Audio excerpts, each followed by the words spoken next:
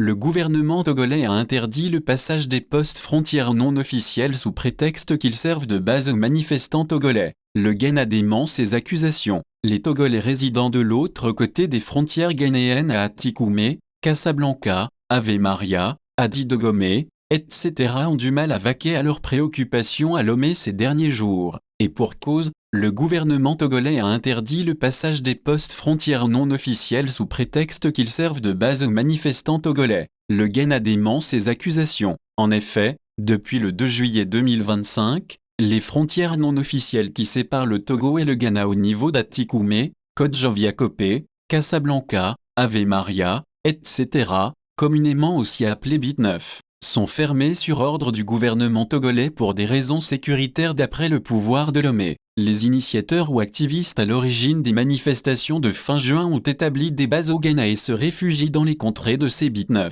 Ces allégations du pouvoir togolais ont été prises avec des pincettes par les autorités ghanéennes. Le ministre ghanéen des Affaires étrangères, Samuel Okudzeto Ablakwa, après avoir réfuté ces accusations, a rassuré le Parlement le 23 juillet dernier qu'aucun ressortissant ghanéen n'a été tué, blessé ou impliqué dans les récents troubles politiques au Togo voisin. Il a maintenu avoir été en contact étroit avec l'ambassade du Ghana au Togo et peut confirmer qu'il n'y a eu aucun rapport avec les manifestations au Togo. Le gouvernement du Ghana n'a pas connaissance que le Ghana serve de base à un quelconque manifestant ou activiste au Togo, et ces affirmations sont totalement infondées. Je suis heureux d'informer la Chambre qu'aucun rapport n'a établi de lien entre un ressortissant ghanéen et les récents décès ou arrestations survenus à Lomé, a déclaré avec fermeté Samuel Okudzeto Ablakwa. Les autorités ghanéennes ont annoncé que les 71 missions diplomatiques ghanéennes ont reçu pour instruction de mettre en place des services d'assistance téléphonique 24 heures sur 24.